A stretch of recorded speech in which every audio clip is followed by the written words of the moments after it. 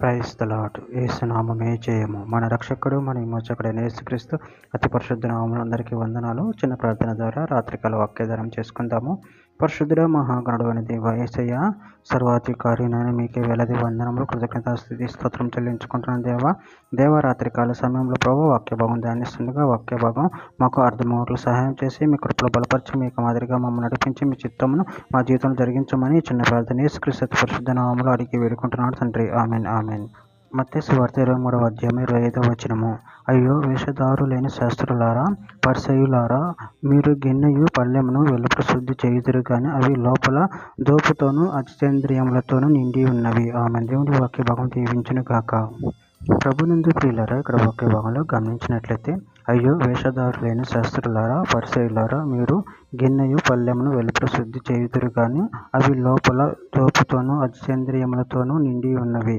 అదేవిధంగా వాక్య భాగంలో గమనించినట్లయితే మత్తయి సువార్త 15వ అధ్యాయం 19-20 వచనంలో దురాలోచనలు, నరహత్యలు, వ్యభిచారములు, వేశ్యాగమనములు, దొంగతనములు, అబద్ధ సాక్ష్యములు, దేవదూషణలు హృదయములో నుండియే వచ్చును. ఇవే మనిషిని అపవిత్రపరచును గాని చేతులు కడుక్కొనక భోజనము చేయుట మనిషిని అపవిత్రపరచదని చెప్పెను.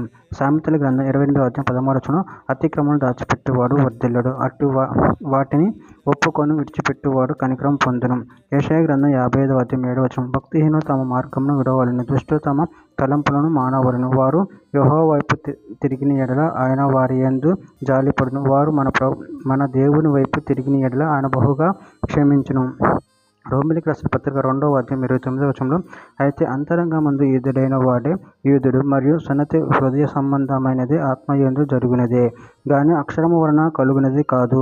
అట్టి వానికి మెప్పు మనుషుల వలన కలగదు, దేవుని వలనే కలుగును. ఎఫెసీయులకు రాసిన పత్రిక 5వ అధ్యాయం 18వ వచనంలో, మరియు మద్యంతో మత్తులై ఉండకుడి, దానిలో దుర్వ్యాపారం కలదు, అయితే ఆత్మపూర్ణులై ఉండుడి. లూకా సువార్త 4వ అధ్యాయం 8వ వచనంలో, అందుకేసు నీ దేవుడైన యెహోవాను మ్రొక్కి ఆయనను మాత్రము సేవింపుము అని వ్రాయబడి ఉన్నదని వానికి ప్రత్యుత్తరం ఇచ్చెను. చివరిగా ఒక మాట, మత్తయి సువార్త 5వ అధ్యాయం 8వ వచనం, హృదయశుద్ధి గలవారు ధన్యులు, వారు దేవుని చూచెదరు. ఆమెన్. దేవుడి వాక్య భాగం దీవించును గాక. చిన్న ప్రార్థన చేసుకుందాము.